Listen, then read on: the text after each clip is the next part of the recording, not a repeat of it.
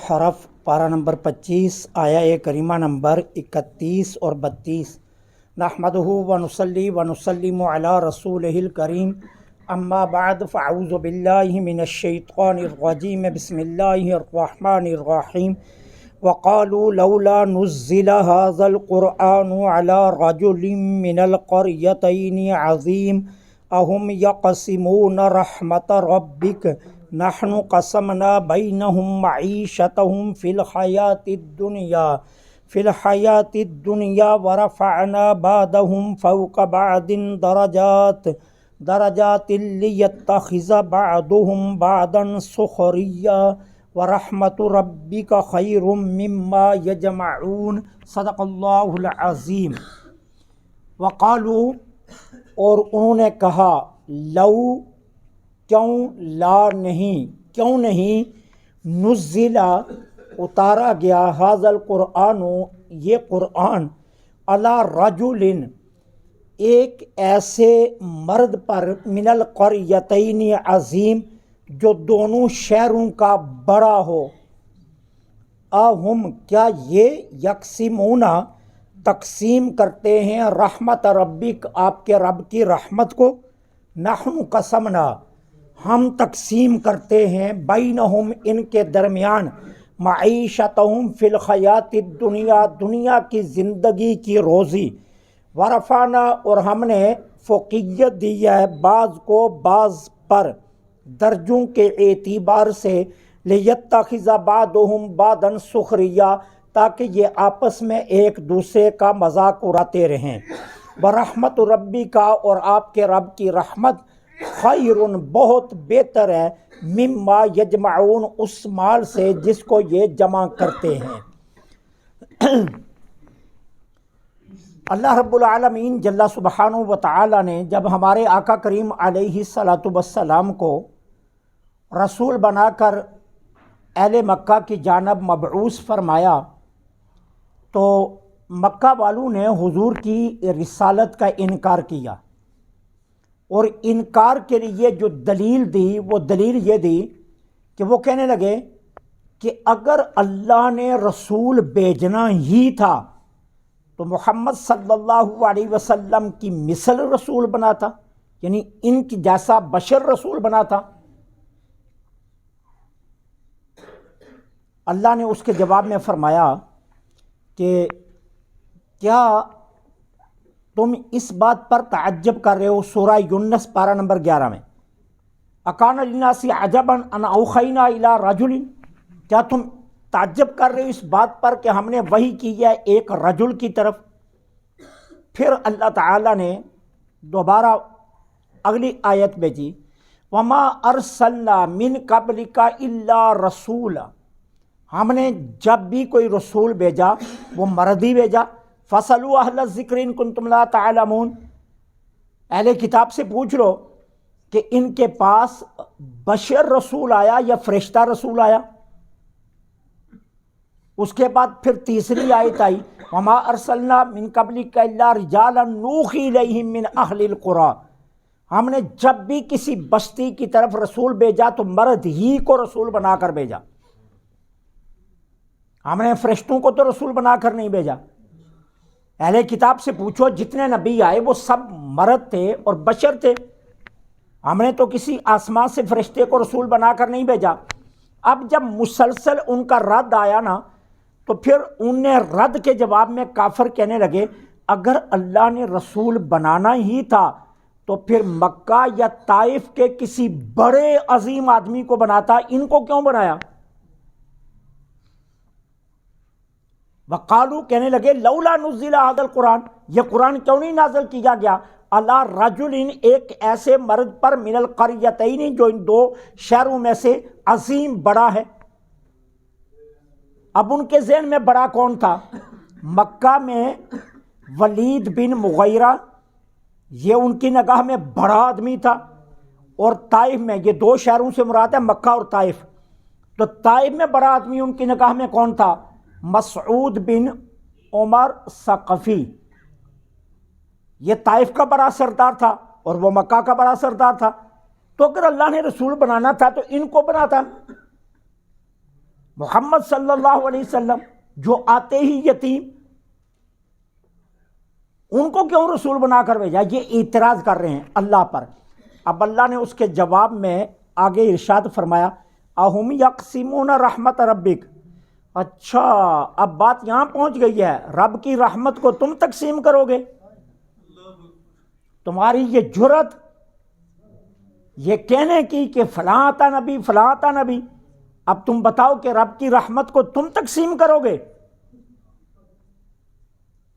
نحن قسمنا بینہم معیشتہم فی الحیات الدنیا، تمہیں پتہ نہیں ہے تمہاری دنیاوی زندگی میں روزی ہم تقسیم کرتے ہیں، تم نہیں تقسیم کرتے۔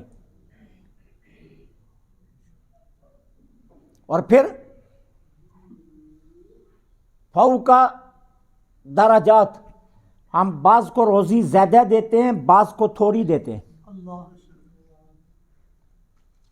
بعض کو کم دیتے ہیں بعض کو درجات میں فوقیت دے دیتے ہیں۔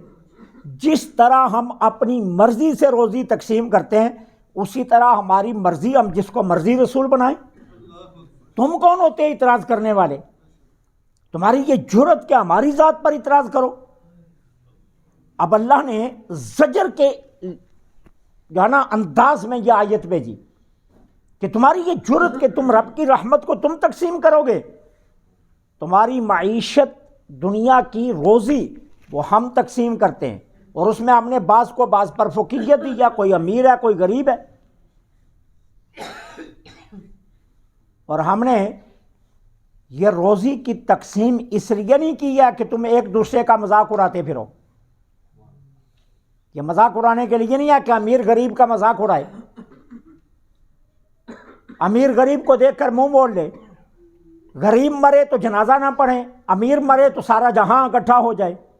اللہ فرماتا ہے اس لیے تو نہیں ہم فوقیت دی ہے، یہ ہماری مرضی ہے، ہم جس کو چاہتے ہیں روزی زیادہ دے دیتے ہیں جس کو چاہتے ہیں کم دے دیتے ہیں، لیکن یہ نہیں ہے کہ جس کو زیادہ ملی وہ اللہ کے نزدیک زیادہ معتبر ہے اور جس کو کم ملی وہ اللہ کے نزدیک معتبر نہیں ہے۔ کہا نہیں ایسی کوئی بات نہیں ہے، یہ ہماری اپنی مرضی یا ہماری اپنی تقسیم ہے، ہم جس کو چاہیں جتنا دے دیں، ٹھیک ہے۔ اور پھر دوسری بات یاد رکھو، رحمت ربک، تمہارے رب کی رحمت اس مال سے بہت بہتر ہے جس کو تم جمع کر رہے ہو۔ یہ کیوں فرمایا؟ اب ان کے نزدیک ایک تصور تھا مکہ والوں کے، وہ ان کے نزدیک تصور کیا تھا؟ وہ کہتے ہیں بڑا آدمی کون ہوتا ہے؟ ان کا ایک جو ذہن تھا مائنڈ تھا وہ یہ تھا کہ بڑا آدمی وہ ہوتا ہے کہ جس کے پاس دولت زیادہ ہو، جس کے ماتحت کام کرنے والے زیادہ ہوں، اور جس کے پاس ہتھیار اور اسلحہ زیادہ ہو، وہ بڑا آدمی ہوتا ہے۔ یہ انہوں نے معیار رکھا تھا بڑے پن کا، کہ جس کے ماتحت کام کرنے والے ہوں، جو مال دولت کا مالک ہو، اور جس کے پاس ہتھیار اور اسلحہ ہو وہ بڑا آدمی ہوتا ہے۔ یہ ان نے مکہ والوں کے ذہن میں بڑے ہونے کا معیار تھا۔ اب اللہ نے رد فرما کر کیا فرمایا؟ اللہ نے فرمایا جو مال تم جمع کرتے ہو اس سے اللہ کی رحمت بہت بہتر ہے۔ اب ہم تمہیں بتاتے ہیں بڑا کون ہوتا ہے۔ اللہ نے فرمایا بڑا وہ ہوتا ہے جس کا کردار عظیم ہو، بڑا وہ ہوتا ہے جس کا کردار عظیم ہو، جس کے اخلاق بلند ہوں، جو اتنا صادق و امین ہو کہ ساری دنیا اسے صادق و امین کہے، جو کیا کرے؟ یتیموں اور بیواؤں کی پرورش کرے، جو بے سہاروں کا سہارا ہو، جو مہمانوں کی تکریم کرے، جو بھوکھوں کو کھانا کھلائے، جو مظلوموں کی داد رسی کرے، جو عفت بآب ہو اور پاک دامن ہو، اور جس کے اخلاق بلند ترین ہوں۔ اب اس کا جواب بتاؤ کہ مکہ اور طائف کے دونوں پہاڑیوں کے درمیان محمد صلی اللہ علیہ وسلم سے زیادہ عظیم کون ہے؟ ان جیسا اخلاق، ان جیسی یتیموں اور بیواؤں کے ساتھ شفقت، ان جیسا صادق و امین، ان جیسا عفت مآب، ان جیسا پاک باز، ان جیسا سچا، ان جیسا ناڈر، ان جیسا بہادر ہے کوئی؟ تو کوئی نہیں ہے۔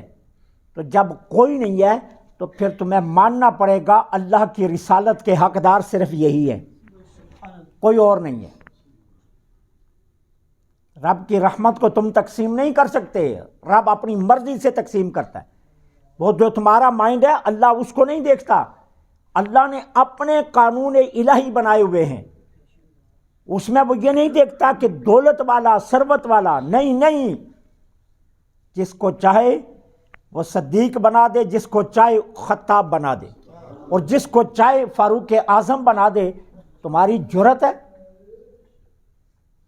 اور اگر وہ کرم نوازیوں پر آ جائے تو اب شیخ غلام کو مکہ والوں کا سردار بنا دے۔ رب کی رحمت کو تم تقسیم نہیں کرتے، وہ رب خود تقسیم کرتا ہے۔ آج ولید بن مغیرہ جیسے 1 کروڑ بھی اکٹھے کیے جائیں تو بلال کی جوتی جن ذروں سے لگتی تھی ان ذروں کا بھی مقابلہ نہیں کر سکتے۔ تو تمہارا مائنڈ نہیں مانا جائے گا، مائنڈ فیصلہ اللہ کا ہے۔ اس لیے تم جو کہتے ہو نا کہ قرآن ان 2 شہروں کے کسی بڑے آدمی پر کیوں نہیں آیا، اللہ فرماتا ہے رب کی رحمت کا فیصلہ رب خود فرماتا ہے، وہ جس کو چاہتا ہے رسالت کے لیے چنتا ہے، اور اسے جو چیز پسند ہے وہ نہ مال پسند ہے نہ دولت پسند ہے، اسے یہ پسند ہے کہ کون زیادہ اخلاق اور کردار کا مالک ہے، اسے یہ پسند ہے کہ عفت مآب کون ہے، اسے یہ پسند ہے پاک دامن کون ہے، اسے یہ پسند ہے سچا کون ہے، اسے یہ پسند ہے بہادر کون ہے، اسے یہ پسند ہے کہ کون ہے جو باطل کے سامنے جھکے نہ۔ وہ آمنہ کے لال کے علاوہ کوئی اور نہیں۔ اس لیے فرمایا وَرَحْمَتُ رَبِّكَ، آپ کے رب کی رحمت، کیا نبوت تمہارے سارے مالوں سے زیادہ بہتر ہے۔ دنیا ساری کی دولت ایک جگہ ڈھیر کر لی جائے نا، نبی سے امیر کوئی ہو سکتا ہے؟ نہیں ہو سکتا نا۔ ان کے پاس دنیا کی کوئی چیز بھی نہ ہو، لیکن جو نبوت کا منصب ہے وہ اتنا عظیم منصب ہے کہ ساری دنیا قربان کر کے بھی اس منصب کا مقابلہ نہیں کیا جا سکتا۔ پوری دنیا کے خزانے اکٹھے کیے جائیں تو بات نہیں بن سکتی۔ نمرود جانتے ہو نا، یہ نمرود واحد وہ بادشاہ ہے جس نے پوری دنیا پر حکومت کی ہے، پوری دنیا پر، ٹھیک ہے، لیکن ابراہیم خلیل اللہ سے زیادہ امیر نہیں ہے، ٹھیک ہے۔ فرعون کتنا امیر تھا، قارون 70 اونٹ خزانوں کے چابیوں کا بوجھ اٹھاتے تھے، لیکن جناب موسیٰ سے امیر نہیں، موسیٰ امیر کیوں؟ کہ جو مال تم جمع کرتے ہو اس سے اللہ کی رحمت بہت زیادہ کیا ہے، بہت زیادہ بہتر ہے تمہارے مال سے جمع۔ مجھے یہ بتائیے، آپ نے نماز عشاء پڑھی ہے، ٹھیک ہے، 1 کھرب کا مالک اگر نماز عشاء نہ پڑھے اور ایک غریب نماز عشاء پڑھے تو اللہ کے ہاں امیر کون ہے؟ جس نے نماز پڑھی ہے۔ اللہ کے امیر ہاں وہ امیر نہیں ہے جس کے جیب میں کھرب پڑا ہے، اللہ کے ہاں وہ امیر ہے جس نے آ کر اپنا ماتھا اس کے سامنے رکھا ہے۔ شہنشاہوں کے شہنشاہ کے سامنے جو جھک گیا، اللہ فرماتا ہے میری نگاہ میں یہ سب سے امیر ہے، اس سے بڑا امیر کوئی نہیں ہو سکتا، ٹھیک ہے۔ تو اس لیے آپ دولت کے ڈھیر لگاتے جائیں تو آپ آسمان تک بھی پہنچ جائیں، لیکن آگے رب آپ کو ویلکم نہ کہے تو پھر اس کا مطلب کیا ہے؟ آپ جیسا محتاج کوئی نہیں ہے۔ اور اگر آپ مکے کی گلی میں چلیں اور آپ کے پاؤں کی آواز عرش پر سنائی دے تو پھر امیر کون ہوا؟ میرے آقا شب معراج واپس آئے نا تو فرمایا بلال کیا کرتے ہو؟ عرض کی حضور کچھ بھی نہیں کرتا۔